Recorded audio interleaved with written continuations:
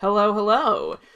We got a new Deltarune trailer, and this will be a quick little unscripted video, kind of just looking over the trailer, some of the new screenshots, and the newsletter, just kind of going over my thoughts and quick speculation.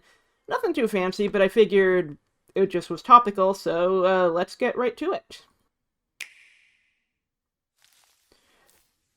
So when I first saw this sprout coming up and on the black screen, I definitely was like, ooh, are we getting Deltarune, Plants, Flower King, or Festival? And so I was so happy to be proven right. I don't have my initial blind reaction, but I love just the silliness of these trailers. Very Everdread.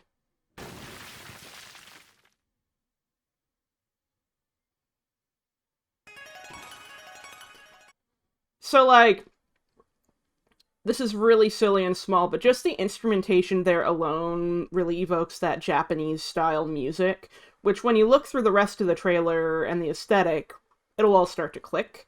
I just wanted to bring that up because I think it's neat.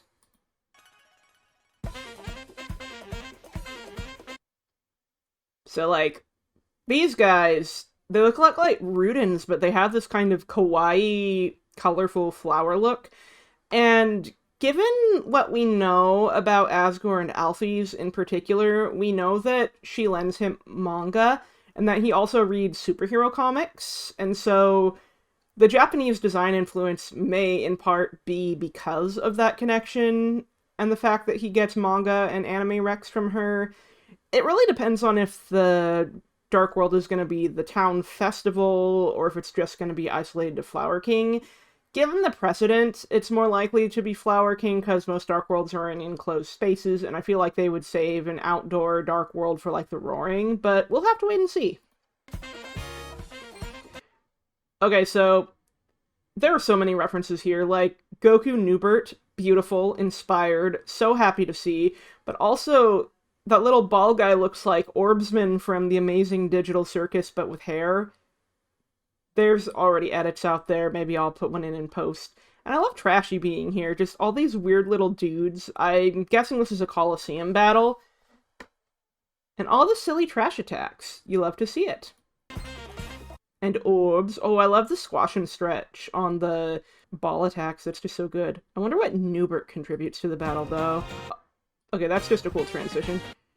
Okay, so yeah, this is all old chapter stuff. But you gotta love Tenna. Okay, but real quick, so here again we have more of that Japanese anime samurai aesthetic.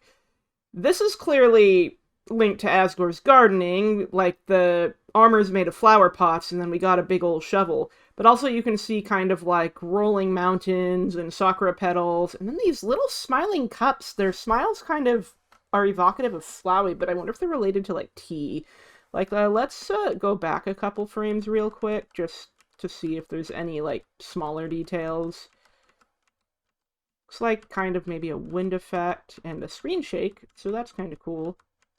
So what do we got here? Okay, there's some... Oh, okay, those are planters, it looks like, because there's a little bonsai and some leaves.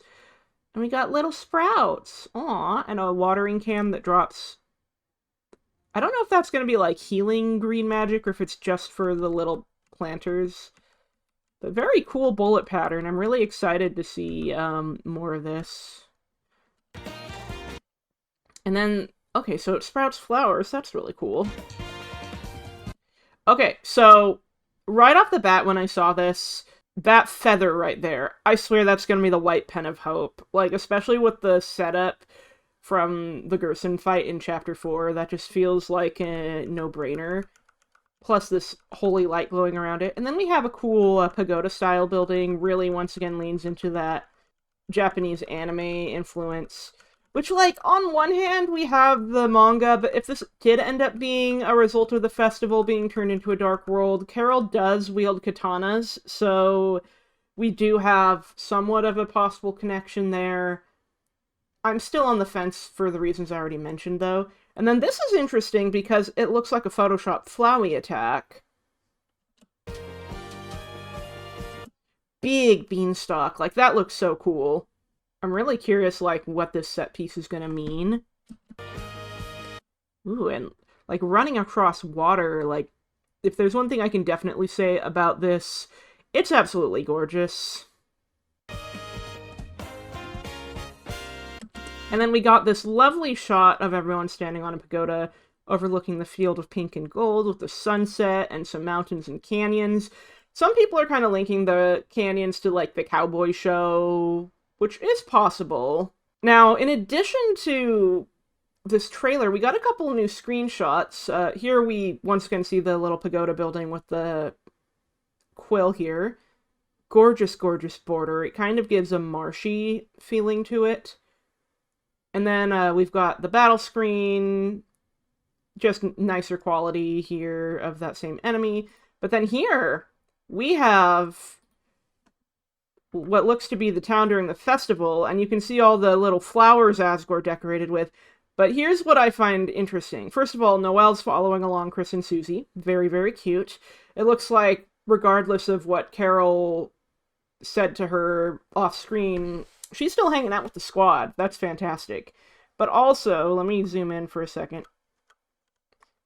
So, like, Sans, bro, you're stealing... First you steal Grillby's, now you steal the ice cream salesman's cart. What is going on here? I mean, it's funny. He scribbled out the original Sans logo that was already scribbled over Grillby's just to put ice creams. And there's new flowers outside the skeleton house, too, which... Like, I wonder if we'll finally see Papyrus. That would be really cool. Fingers crossed. I really want to see the goofy skeleton lad.